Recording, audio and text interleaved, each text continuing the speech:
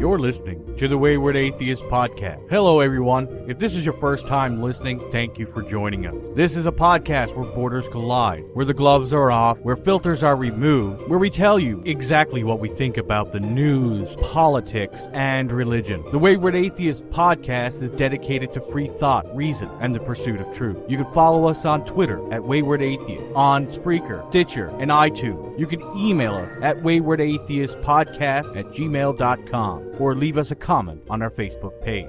So without further ado, let's get on with the show. This week's episode of The Wayward Atheist has been brought to you by the Crafty Freethinker, atheist, humanist, and secular jewelry for those who don't like the idea of wearing a torture device around their neck. Find the Crafty Freethinker on Etsy and Amazon. Links are in the show notes, or simply Google the Crafty Freethinker as one word.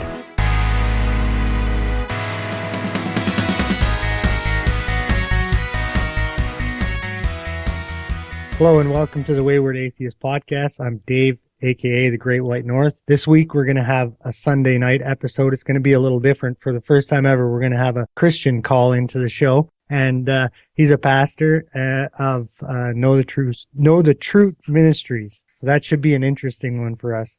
Edward, do you want to dial him in? All right, here it goes.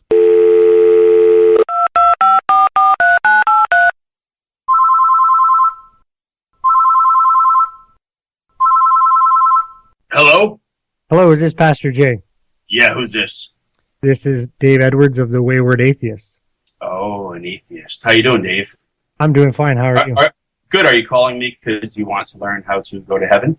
Well, I'm calling you because I've been listening to your quote-unquote call-in radio show.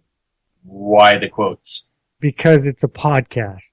Well, there are plenty of podcasts that are live call-in shows, like Dogma Debate. But you call it... You listen to Dogma Debate? I thought you were a Christian. You have to listen to the enemy. You know what I mean? If you're going to learn how to preach to the enemy, you have to know their angle. Does that make sense? I guess, and it's probably why I listen to your show. Oh, so I'm the enemy. Well, you just said I was the enemy. I said my enemy is my enemy. Okay, fair enough. What are you calling for? I'm calling to talk to you about this world that you live in. Oh, Lake. Oh, this world. Yes, the flat, hollow earth that I live in. Yes. Well, what about China Lake? What did you hear? You said you listened to Well, I'm curious about you seeing Sasquatches. I'm curious about the Watchers. Yeah, that's kind of a weird story. We're actually on the road right now. You are calling my hotel room. I guess somebody gave you this number, right? I assume? Yes. A friend of yours. A mutual friend of ours, actually. Friend, yes. Okay. I usually like a heads up on these kinds of things, but I'll take it. He told Baxter. Yes, Baxter. What about him? Crowfoot told Baxter that I was calling you. Have to talk to Baxter. Anyway, back to China Lake. So, yeah, we're basically on the road right now. We had to leave. We decided to take our services elsewhere. I think we're going to the East Coast right now. And should you be announcing that? Well, yeah, that's where we are right now. We're on the road. I know, but the Mormons will find you. Oh, no, they got taken care of. We had some nice Scientologist nuns. Okay. Surprisingly, yeah, they like science a lot, which is kind of weird for me because I'm really not into science, and I think science is the devil, of course. We gathered that. Right, thank you. You being Christian. Yes, exactly. And so, anyway, I'm so confused right now. Why are you confused, Pastor Jay? Oh, you ask me a lot of questions. You like to tackle things one at a time. Okay, so here, tell me about the Watchers. The Watchers. Yes, they are things that watch us from the edges of the town in China Lake. I don't know if they're following us either. I don't know if they're going to be where we're going, wherever we end up. Then you probably shouldn't announce East Coast. Like I would have said West Coast and then went East Coast. Fuck. All right, we're heading west. Where do you think they come from? Beelzebub. Beelzebub. Okay. Yes. So they're demons? Yeah. I mean, if you read the Bible, I assume. I have not read the Bible. Oh, okay. Interesting. If you read the Bible, I'm sure you'd. I'm dyslexic. Thanks for bringing that up, though. Yeah, no problem. Anytime. Anything else I can do? Or? Yeah, tell me about the Watchers. Yeah, they are basically Beelzebub's demon spawn, if you will. Okay. But in a weird way, they protected China Lake. Mm-hmm. But they also didn't protect China Lake. It's just this weird thing that I actually don't know the answer to. Why do you think they're watching you? To gather up information. For what? I don't fucking know. No. Okay. Why would I know the answer to that? I don't know. You talk about them an awful lot. I talked about the fact that they were watching us, but it's not like I sat down and had tea with them. Well, take it easy. I'm just asking questions here. Well, I mean, you've asked me so many questions about these watchers, and it's like, I don't know what else to say. Can I talk to Baxter, at least? No, he's sleeping. I can't fucking do this. Look, I know I told Crowfoot I would do this interview. Jason, you're not a fucking pastor. You're an atheist and a musician. You're having a psychotic break. I've spoken to Rachel. Wait, Rachel's cheated on me? No, I spoke to her. So she's cheating on me. She's not supposed to talk to another man. No, she wants you to get help. We all want you to get help. Look, man, just because I don't live life the way that you think I should live life. Your identity is actually Baxter. I love my cocaine, okay? You are Baxter. Love my you cocaine. are not Pastor J. You're actually Baxter. Baxter is your real personality. That's bullshit. Baxter, I can see Baxter right now. He's sleeping right next to me. Baxter the atheist is actually you. Baxter the atheist is somebody I'm working on to try to save his soul so he doesn't die. No! Why are you laughing? You know what? Fuck this shit. I'm done. I'm hanging up. Goodbye. Bye.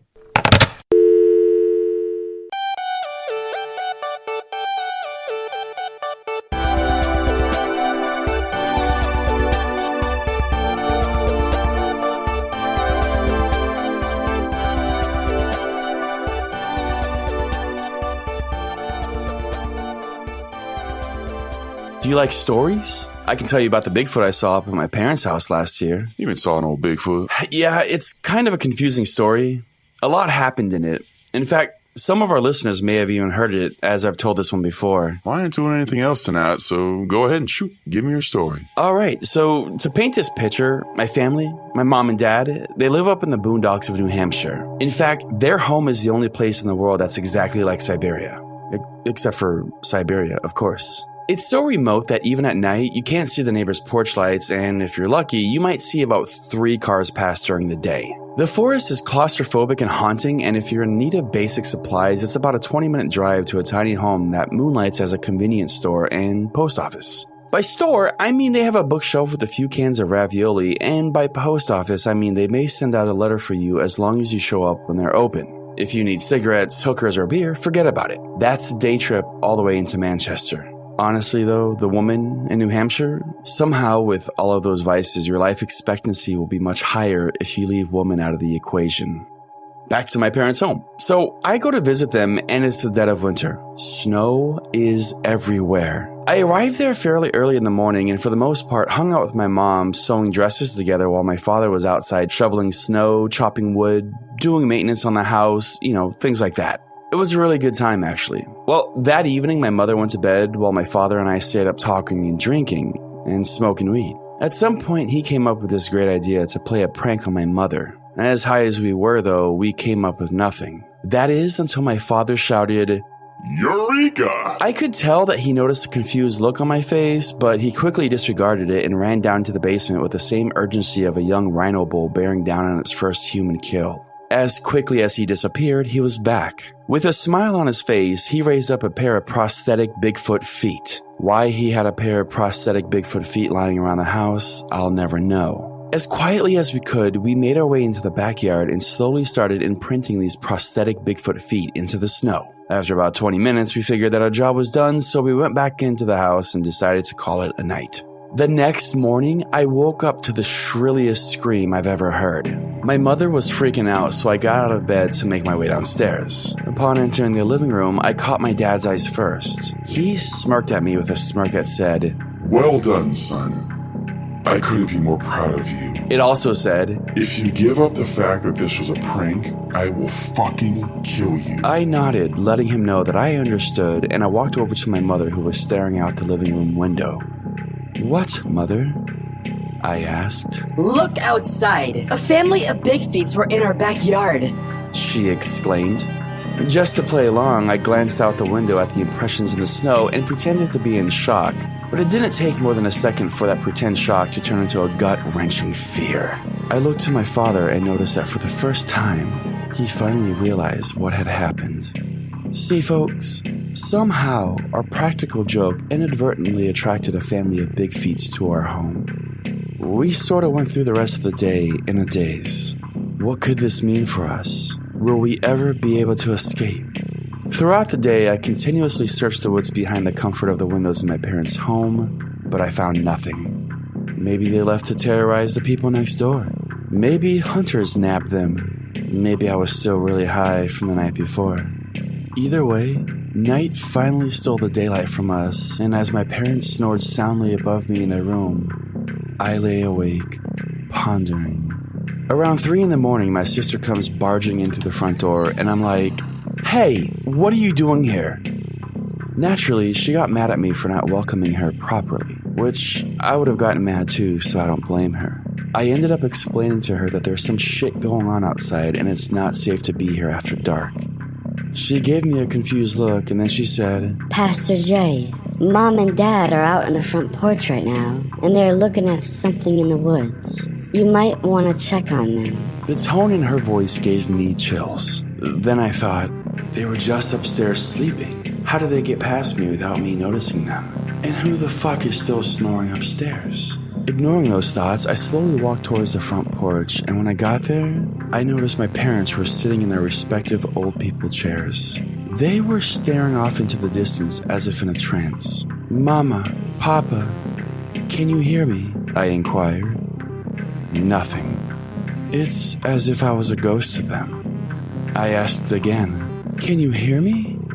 Suddenly, they both turned to me, and in unison they stated, Baxter is you, and you are Baxter. You're one and the same. You're one and the same. Get some help or seek a pastor. You're going insane. You're going insane. Suddenly, off in the woods, I heard a twig snap. Only this time it sounded different. On instinct, I ran back into the house and grabbed a million-jewel flashlight that was left on top of the refrigerator. I think that's the brightest flashlight you can legally get. With flashlight in hand, I ran back to the front porch, and without warning, I shone the flashlight into the darkness. It was then that I noticed that there was no snow on the ground. Snow that was only there a few hours ago. Instead, the only whiteness we saw was a family of Yeti. A mama, a papa, and a baby that was chewing on what looked like a human femur bone. So, that's where the twig snapping sound came from, I thought.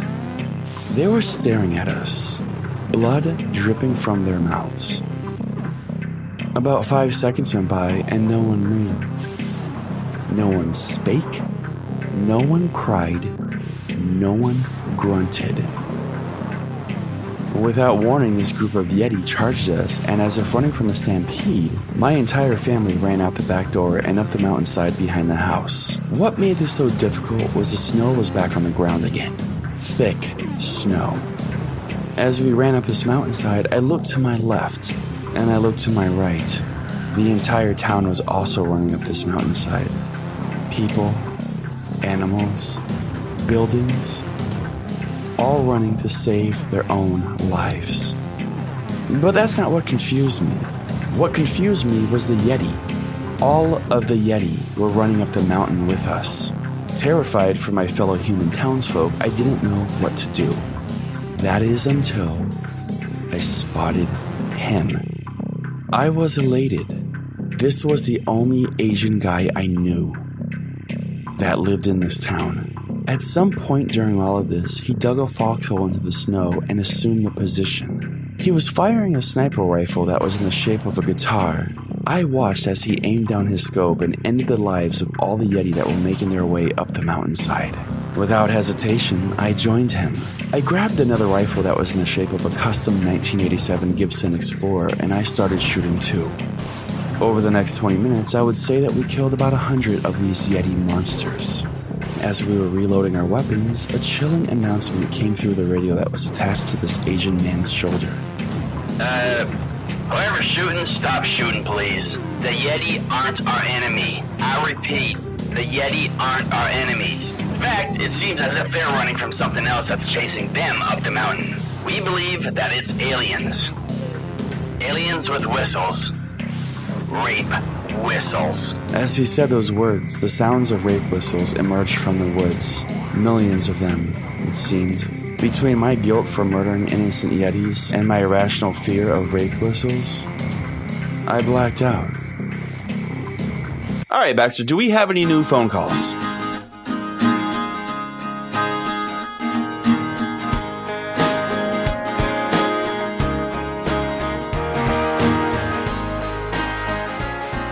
So the beginning part of the show is just a little joke for you guys, maybe get a fucking chuckle. We'll do an interview proper. Introduce yourself. My name is Jason Como. Or as it called me in grade school, Como the Homo. So, whatever. The homo.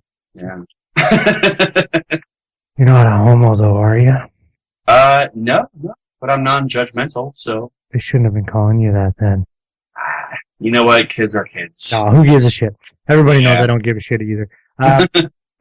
Yeah, so I started listening to your podcast. I listened to the first couple of episodes. I thought it was that they were decent, but then I got into the show and started listening to it, and it quickly became one of my favorite podcasts. That's why I wanted to have you on for sure. I really like it. It's super random. Your writing is super random. Yeah, the best way to if I were to sum up my show in a nutshell, it's basically imagine somebody who is super serious and on a mission when that mission doesn't exist and everything that is happening in this person's world isn't really happening at all.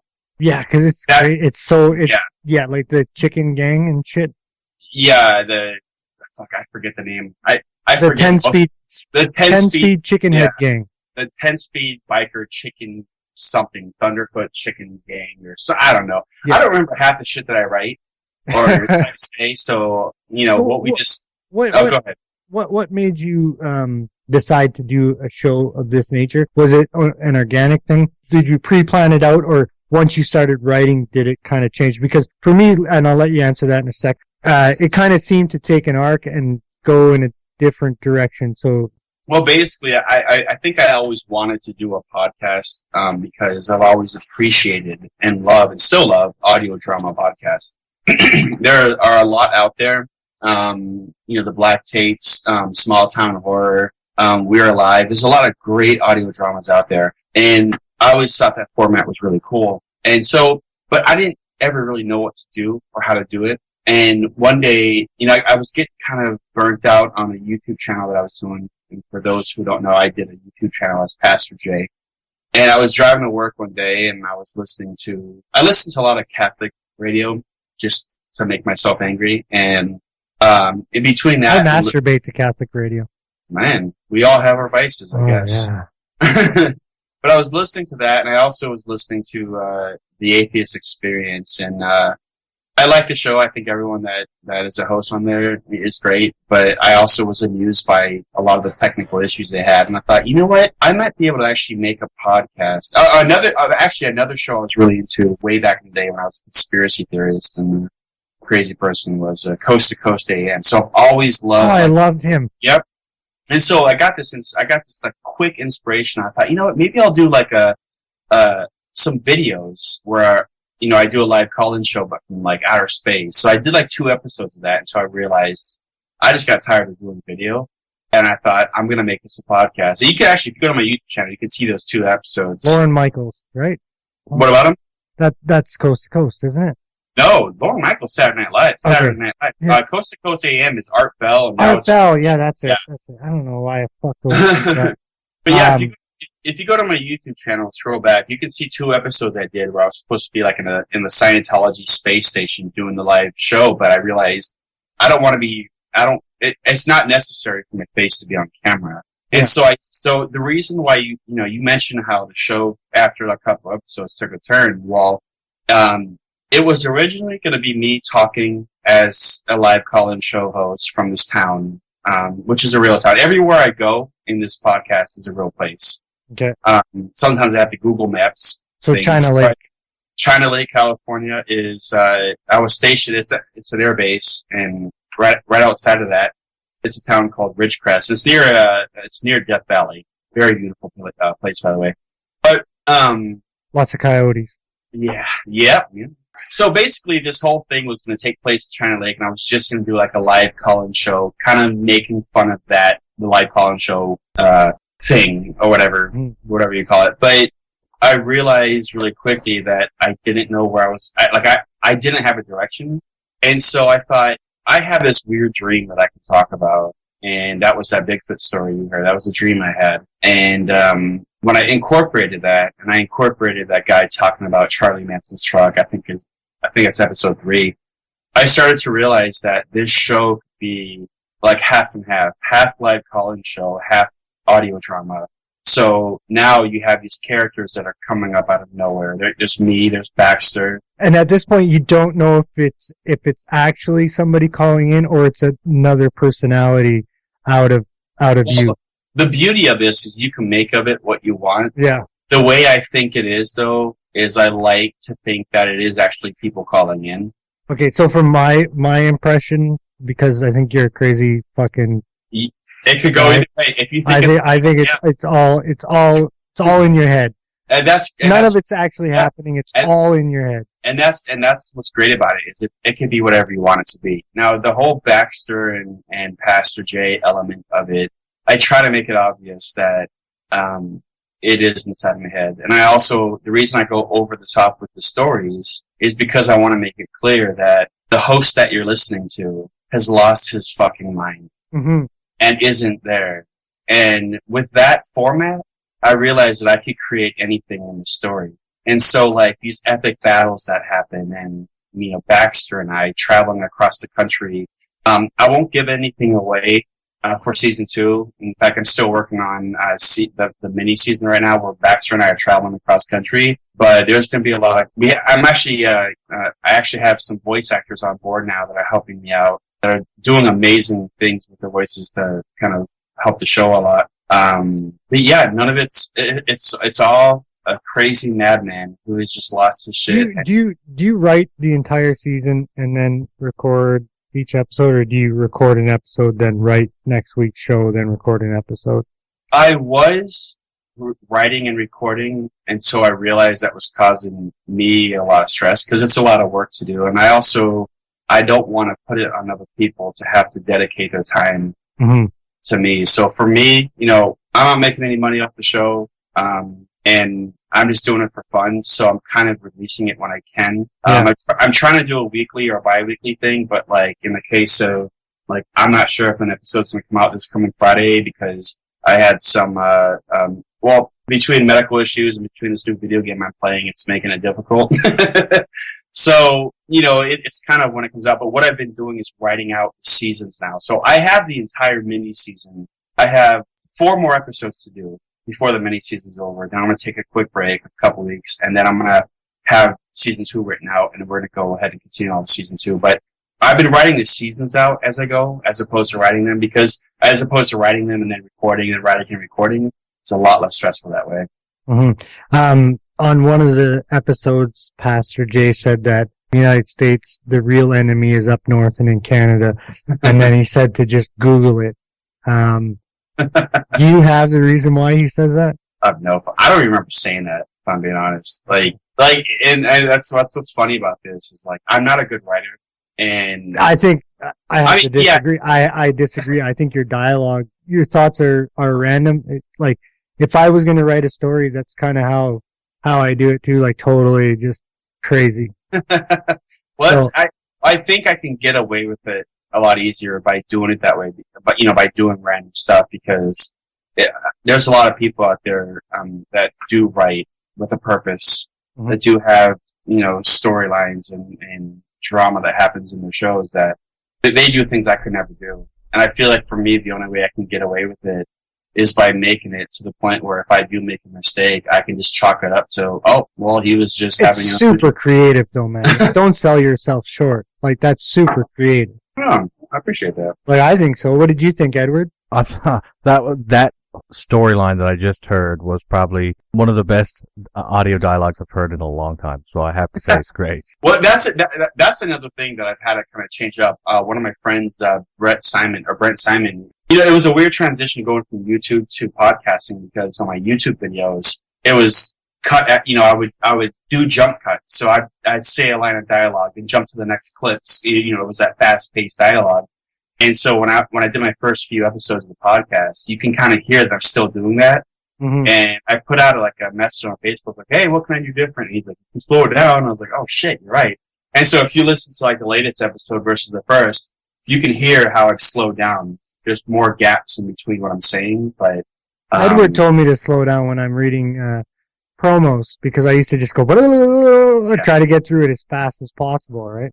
Well, yeah, it's tough. I mean, there's definitely an art to doing it, and I'm still trying to figure out how to deliver, But no, it's nice hearing that. It's nice hearing that you're on the right track. Yeah, no, I like, for me personally, I can't speak for everybody, but I got hooked right into it after, I would say, episode 4. I was like I messaged you and told you I'm cleaning my basement, and I've just been eating these episodes one after another because I found it super creative, and I'm not really into that genre, right. But I like yours was the first one that I found that I was laughing at, that I enjoyed, and that I found was actually creative. And not just that, but because you're a musician, the music and the soundtrack in it is professional quality. So it really makes it sound like a professionally done podcast. I appreciate that. Yeah. For me, with two things, with the dialogue, I never have a plan going into it. Like, as soon as I hear it record, I'm like, okay, fuck. And I start with it. But when it comes to the storytelling, I try to imagine, like, how you would act if shit was hitting the fan. Mm-hmm. And you were like, dude, look at me. I need to tell you the most important story of your life in order to get through this apocalypse. You know what I mean? Like, that's kind of my mindset. So as I'm telling the story, I try to be as, precise, and direct with my wording. And with the music, that's always an afterthought. Like, I always try to just think. It's a complete part of the show for me. It really sets the tone. Yeah. Like if you notice, and I'll just go into this for a minute, but you're doing the story, you're with your family, it has one tone, and then all of a sudden when you start talking about putting out fake Bigfoot prints and that your dad's going to kill you, and that it picks up, that it attracts another Bigfoot family, the music changed right at that instant. And I even noticed that when we were listening to it here on the video, when that music changed, you even signaled with your hand that the music changed. And the tone in the story is about to change along with that change. So I don't agree that it's an afterthought. I think it's very integral and sets the tone for the stories. Yeah, I mean, for me, it's, I started my whole audio production career off with writing music. I mean, that's why I went to school. That's why I spent the last 10 years and 6 or 7 albums. I've always done music that was always kind of aligned to a grid. Writing for dialogue is a whole different beast because you have to figure out, like you said, I don't mean to do it. I honestly don't. Like, when I go to write the music for it, a lot of times when those key sounds come in, I don't realize that I've done that until afterwards. So these aren't pre-recorded songs that you've had in the past. So you're actually writing the song too. So that impresses me even more. I can barely talk into a microphone. And I'll tell anybody who's listening that is somewhat interested in doing this. It's like anything else you do. Once you do it enough, and once you kind of like know the shortcut keys and the tools that you need, it actually isn't too hard. Like, I know it sounds kind of pompous of me to say that. Like, once you might have like 3 or 4 programs and this program does this program does that. And once you kind of get the basics of it, after that, man, it's a cakewalk. The hardest part is trying to, like, for me, like I said before, I don't force this song into the dialogue. A lot of times what happens is I'll think like, okay, I have this scene where I have Scientologist nuns talking to me. What would that sound like?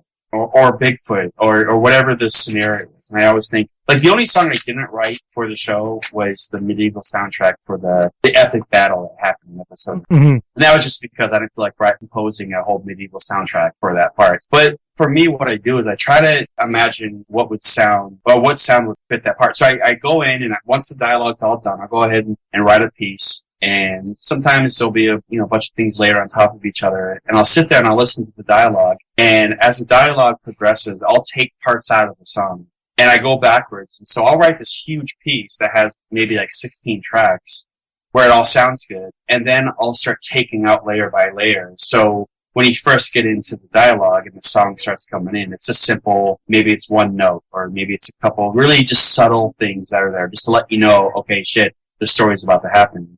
And then as things happen, I try to, it's a pain in the ass, man. Sometimes I've taken whole songs and I've adjusted the tempo of the entire song to make it fit that one piece. But yeah, I don't mean to, I don't mean for it to happen. There's a lot of times where there are some parts of the song I do try to make a portion of the song kick in where it needs to. But there are other times where I'm listening back, I'm like, oh shit, that part happened at that moment and I didn't mean for it to happen, it just happened to work out. So yeah, it's a lot of playing around with dialogue. And the thing about podcasts is a lot of podcasters, they'll sit there and they'll have 3 or 4 tracks, maybe 2 tracks or whatever, depending on the host. But for me, there was one episode I did where I had 60 tracks.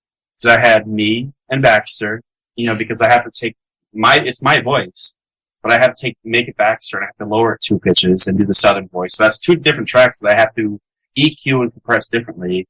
And then I have to take me and Baxter and do our outside voices, so it sounds like we're outside. Then I have one where it's my thought voice, so it sounds like I'm thinking, but I'm in a big space. And now I have all these different actors and actresses that come in, they're doing their parts. Sometimes it's still me, and then I have the music, and that can be upwards of 20 tracks. Because you got the drums, you got the soundscapes, you get the piano, and then I have the background noise of the intro. So it gets really, it gets stupid complicated, but you think, oh man, that's hard. But there's a guy, Casey Whalen from We're Live. I was talking to him one day. Sometimes his podcast for an episode has 100 tracks, dude. And so that's why sometimes if I don't release a podcast, until 2 weeks later, I'm like, well, this is why. Mm-hmm. That's what I was going to ask you. I was going to say, can you make them a little longer? But I guess not, eh? It's fucking hard enough as it is. Well, because for me, the listener, I wanted more. Well, my downfall is I have a very difficult time asking people to be on board with me because I understand that life happens, right? There were 2 guys, that were doing a lot of script writing for me on the YouTube channel. And they are, if I was a religious person, I would say they were a blessing. They still are. They're still amazing guys. They're still on board. They're just, the thing about it is, life happens and sometimes somebody's priority isn't somebody else's podcast. Yeah. Which I get. I totally understand. I will never hold that against anybody. So for me, with this podcast, it's difficult for me to say, hey, you person, can you make this kind of your thing? Yeah. Because I don't ever want to put somebody in a position where I'm relying on them. And then 6 weeks in, they're like, I can't do this anymore because whatever. I would never be mad at anybody for that. But so I get stuck with all the work. And I don't mean to say that in a bad way, oh, I'm stuck with all this. I'm having fun. You get to say it's yours, though. You know what I mean? I do done the work. I do, but I still have to give credit to a lot of people for a little bit that they might be able to contribute. I can sit here and say all day that, yeah, this is my podcast, and even if I did 99% of it, anybody would say that. But there are people right now. The YouTube channel, that wouldn't have gotten as big as if it wasn't for Jeremy and Jay. Yeah. They contributed so much to that. And they're going to continue to contribute to the podcast. So, whenever they have the time, whenever they can get back to it. But even right now, I have voice actors, I've mentioned their names already. Unless it was during a part we didn't record, but, Dwayne, Deborah, Clarky Clark, God, help me. I can't remember. When are we going to hear Rachel's? Well, that's actually kind of funny because in season 2, she's going to be one of the characters, but I have a guy doing her voice. So, yeah. That's so nice of you. That's all I'm, well, she didn't want to do the voiceover, so. Yeah. But even with saying all that, everyone that has contributed already with voice acting, they have 200% impressed me. Dwayne has done an amazing job. Clark, Deborah, they've all done an amazing job. So it's one of those things where I'm never comfortable saying it's all me. because I always live by the motto, it takes a village to raise a child. It's the same thing with a podcast. And yeah, I might do a lot of it, but I'm never going to take full credit.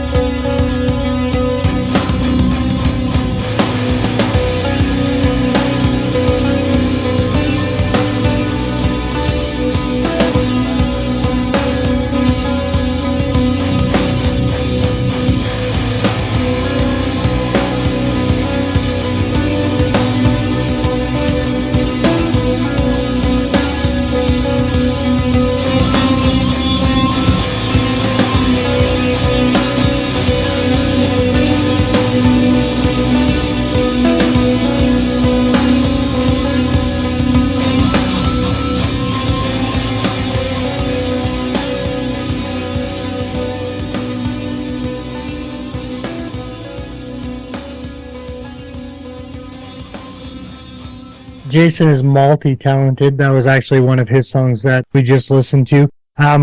What genre would you call that? Like horror synth or like murder, death, kill? So here's the deal with my music, okay? Like the first album was a piano composition album. And then I did a few albums. I have like 3 or 4 albums where I sing, where the music isn't as repetitive and monotonous. And then I have an album, like Forever, that album called Forever is probably one of lyrically my darkest, whereas the album Portsmouth is an instrumental album where I don't sing, although the titles of the songs are really long to still give the listener an indication of what the song's about. But I think I have 7 albums out, or 7 or 8. A couple of them were like singles albums or albums I wrote when I was on the podcast, Atheist Apocalypse. I thought you were about to say On Acid.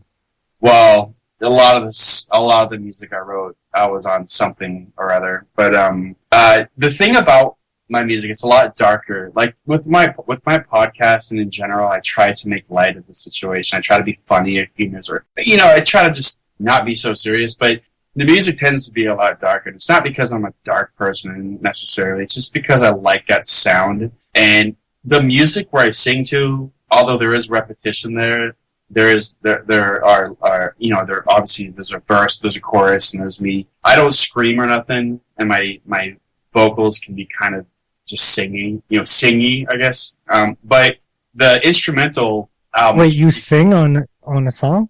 Yeah, I sing on about 4 albums. Yeah. No, but you just said that your vocals are singing, and I was like, singing on a song? Who would have thought of that? So, but the albums that I have that are instrumental are more repetitive. But I think it's because, like, one of my favorite bands out there or I wouldn't say band, but one of my favorite one-person bands out there is a guy named Ben Sharp, and he's in a band called Cloud Kicker. And he does a lot of instrumentals, and they're very long, very repetitive. And I love that style because it's the kind of music where you can just drive or just kind of relax. I'm into repetitive music. I'm not like into EDM, but I'm like into like super hard screaming German techno. Right. So I like repetitive. Yeah, where the beats are more like 180 beats per minute, and what I listen to, but it's still repetitive. Well, I try to. Some people have said my music's kind of like film scory, I guess. But that's why I said a horror synth or like right, murder, death, kill. You know, like yeah. I try to layer a lot because if I'm gonna be repetitive, I want new sounds to come in and go away. Mm-hmm. Just to kind of keep the listener active. But that's what they do in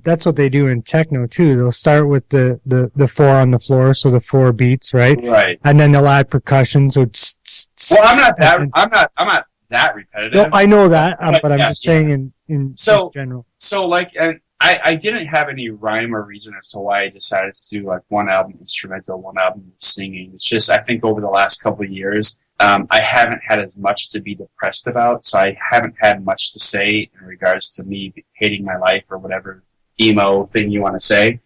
But I still love the sound of that, you know, the music that can come along with that. So I've stuck to a lot of the instrumental stuff because it's still pretty to me. Right on. And so that's why I haven't sung in a while, and I'm okay with that. Like I don't. Whenever I sit down and say, hey, I'm going to write an album. A, either the album's going to happen or not, and B, I don't ever have a plan for it. Either I'm going to sing or I'm not. It's going to be like I do have a plan for a new album, but I kind of want to go in the direction of Puscifer. If you've never listened to Puscifer, it's James Maynard from Tool. It's his side project. Yeah. And he is like, I'm not gay, but I would fuck his mouth. Like, he is amazing. Or he would fuck yours. I don't care. He is an amazing and a beautiful singer, and the people that are on board with him for Puscifer are really amazing at putting sounds together that please my ears. So basically, there's only one type of people that like him better than you, and that's Australians, because Tool is massive in Australia. Don't get me wrong, I like Tool, but I also really appreciate Puscifer, and I like their sound. And what I might end up doing, and I've kind of secretly been creating a bunch of beats. Not like R&B rap beats, but just like, if you listen to Puscifer, you know what I'm talking about, because I love the idea of combining rock with like a beat style drum, where it's kind of like it's a cross between a synthetic sound and a southern rock kind of sound. And so I've been playing around with that idea. Is it kind of like, so this isn't southern rock, but it has a beat and it's kind of, rockish, but it's from the Suicide Squad soundtrack. All My Friends Are Heathens. Have you listened to that? I haven't listened to that, so I don't know. But listen to Puscifer's latest album, and even the song Galileo, and you'll see what I'm talking. You'll hear what I'm talking. It's called Galileo, and it's off the Puscifer album. It's a great name, isn't it? Puscifer. Yeah, Puscifer. Yeah, absolutely. It's off their album. And in fact, their album's called Money Shot, so it's kind of funny. Oh shit. But so, awesome. You know, I love like playing around with these different ideas and then seeing what I can do. In fact, I had an album that I wrote and I scrapped it because I realized I couldn't do anything. Yeah, I got to a certain point and I scrapped most of it. Although I do have another YouTube channel called Music Deconstructed. I haven't obviously touched it in a while, where I deconstruct my music and I show people, this is a song I wrote, this is how I did it. Let me ask you a question. How did you have time to do all this, seeing that you were in the Marine Corps and everything? Like, when did you find your talents? All right, so basically, I've always loved music. I've always, growing up, it was Ministry, Frontline Assembly, Skinny Puppy, Nine Inch Nails, Tool, some of the basic stuff that everybody listened to. Nirvana, Metallica, that kind of stuff. And, growing up, I didn't have a musical outlet. Like, I didn't know that I could actually hit keys on a piano and come up with the sound. I tried playing the guitar, but, not to talk bad about my parents or my mother or nothing, because they're amazing, but they weren't open to the idea of me playing the guitar. And so one day, I just joined the Marine Corps, and I was in for about a year, and I went home on leave. And I went to hang out with a friend of mine, and he wasn't home, so his little brother was home. And his little brother was like, "Hey, do you want to learn how to play the guitar?" And I was like, "Yeah, fucking why not, dude?" Not expecting anything. And so he showed me how to read guitar tablature. Now, if you're not a guitar player, I swear to God, I could show you guitar tablature, and you could play some of the, you could play some Nirvana or Alice in Chains. I could show you how to read tab, where you could pick up a guitar, and within 5 minutes, you can look at the tab yourself and go, "Oh, this finger goes on this string on this fret." And once I realized that was a thing, I ended up spending the rest of my Marine Corps career, when I wasn't doing Marine Corps stuff, sitting in my room playing the guitar. That's all I did. In fact, I didn't do a lot of outside. I didn't get drunk a lot. I didn't do a lot when I could have been out with my Marine Corps buddies drinking and doing whatever Marines do. I decided to stay in my barracks room on a weekend. Well, that's a good thing. Go to guitar. Yeah, I mean, it's all relative. It depends on how you define good, but I decided to buy guitar tablature books, spend my weekend at the Guitar Center, buy all the guitars, and I spent a long time getting my guitar skills perfected. Not to where I could solo and shred, but to where I knew how to work my fingers around a guitar to make the sounds that I wanted to make. But it didn't really come full force until I started dabbling in recording. So I got to a point where I was like, shit, I can record my guitar into this little program on my computer. And that evolved into, and I spent like a year or two making these basic shitty songs, because I realized I knew a way to make a verse go into a chorus that sounded cool to me. But it wasn't until I got an email one day from this company where I bought this software from that said that about 30 minutes away at a music studio, they were doing a seminar. I went to that music studio and I learned more about the software, and I was talking to the studio engineer, the guy that ran the studio, and I realized, shit, I could actually go to school here. Well, it was too much money, but I was like, fuck, man, I got the GI Bill. Why didn't I, apply to some other college? So I applied to the Berklee College of Music, and I got in. So I spent 3.5 years there, and I learned every audio production course I could. In fact, I have 2 certifications up on my wall. One's a songwriting certification, and one's an audio production. And I learned everything I could learn about audio production, including, I had some obscure classes about room treatments. I had one about microphones. I could talk about microphones for days, which is why I'm very picky when people are like, "Oh, I want a condenser mic." I'm like, no. You don't want a condenser mic yet because you don't have the right room for it. Like, what do you mean? And that's another story for another day. But did a lot of that stuff, and I realized, shit, I can actually do this. I spent a couple of years. I was recording bands. Some bands, we fell through because they didn't have their shit together. And some bands, there's one band called Dead Harrison out there, and I recorded one of their albums. And that was a fun 1.5 years recording. We hated each other. I didn't hate them, but I'm sure they hated me because I was such a dick when it came to being an engineer. But it's a cool process. And I read a meme the other day that said that sound guys and music engineers are the grumpiest profession on the face of the planet. We are assholes, dude. I am the worst person to work with. If you came to my house right now and you're like, "Hey, I want to record an album," I'm going to tell you straight up, be prepared to hate my fucking guts, because I'm going to be an asshole when it comes to how I want this to sound.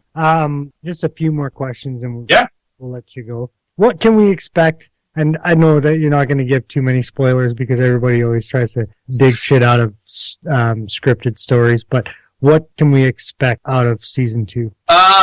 Season 2. Well, first, I do want to say to anybody who is listening right now, who follows the podcast, just expect not to have a podcast every week, first of all, because I'm getting angry. Because video games come out, and I get caught up. Fuck your video games. But I don't think I'll ever go more than 2 weeks without releasing something. So just be patient with me, and I swear to God, I'll love you forever. But as far as what to expect, obviously right now, Baxter and I, we're in a mini season and we're traveling to the East Coast. I won't give away where we're going, but I know it's going to be in the ocean somewhere. And you're going to Newfoundland, aren't you? Nope. I want to visit Edward. It's another place that I've been to.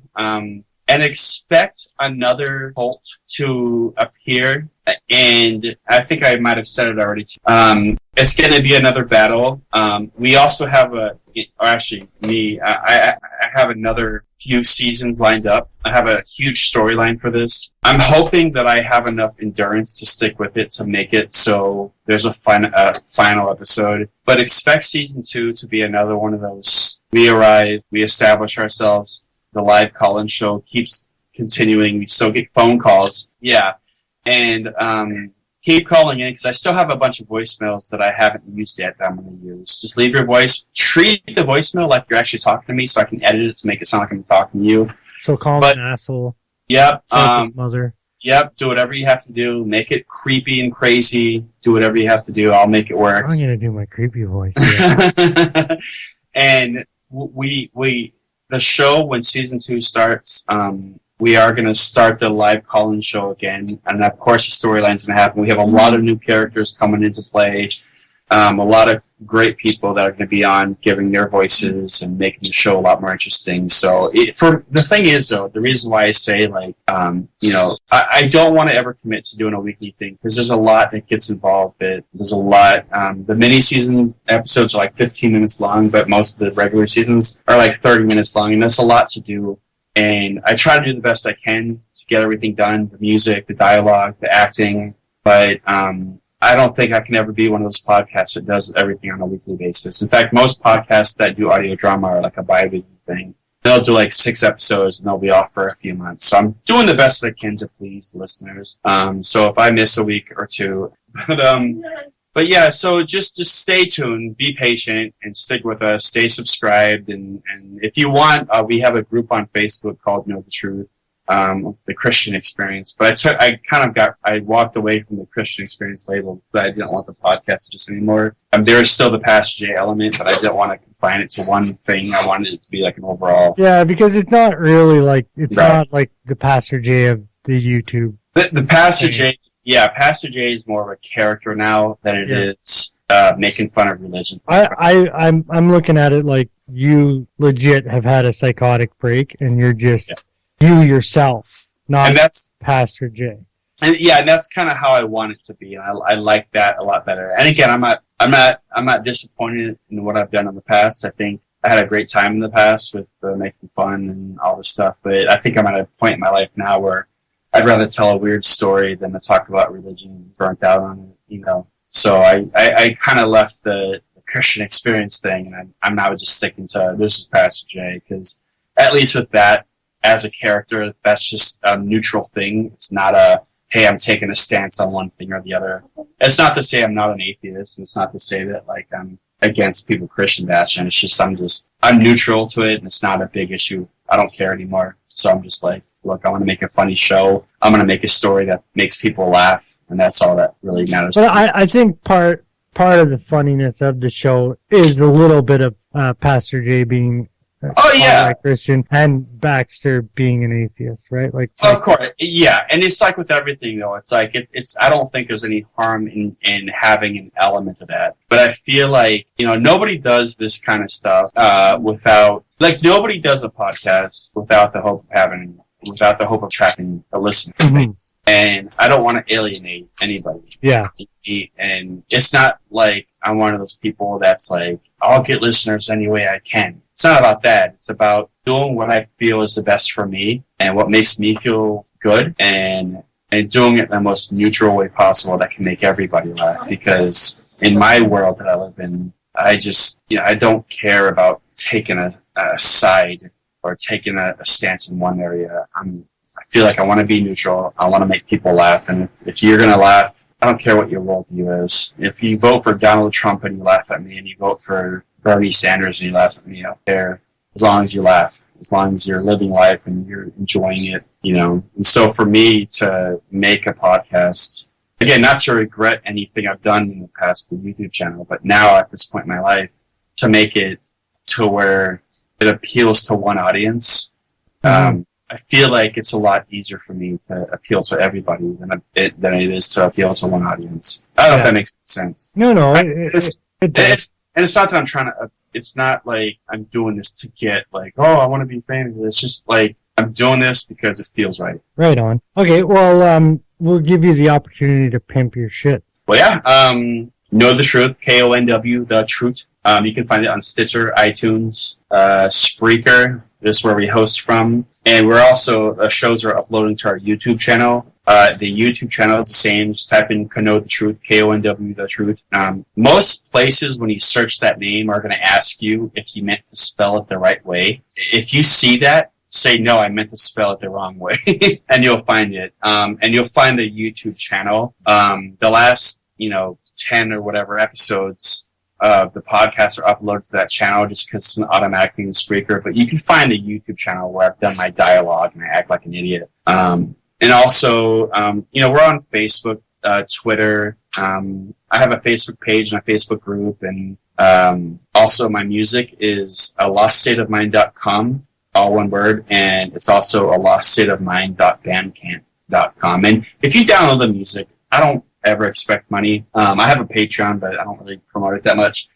If you want to download my music, if you like it, but you don't want to give me any money, that's fine. When you go to buy the music, just type in $0.00 and you can still download it. And it's fine. And that's it, really. But hey, give them some money, you cheap fucks. No, it's not an issue for me. I'm just teasing anyways, man.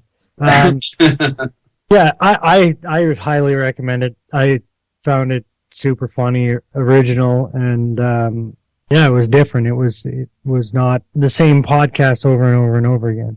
And that's the other thing too. One last thing I'll say, especially with the podcast, I love the fact that people call in. We do have a number. It's the Google voicemail line, but it makes me so happy. Some of the people that call in make the show funnier, I think, because of how random it is. So call in. Leave a voicemail. I haven't checked it in a while because, again, I've been focusing. Right now, we're not, we're traveling in the show, so we're not taking phone calls. But once we start, once season 2 starts, we start taking phone calls again. And again, I'm going to start incorporating that. Call in, interact with us. It's fun. It's amazing. It's, I like talking to our fans or the people that listen. So right on. And so that's been our Sunday edition. And we're going to close out the show with the closing song from your podcast. This was the Wayward Atheist Podcast. Visit our new website at waywardatheists.com. Follow us on Spreaker, Spreaker.com/waywardatheists. You can email us at waywardatheistpodcast@gmail.com. Find us on Twitter at waywardatheists. And on Facebook.com/waywardatheists. If you enjoy our content, feel free to leave us a review on iTunes, and feel free to support us at patreon.com/waywardatheists.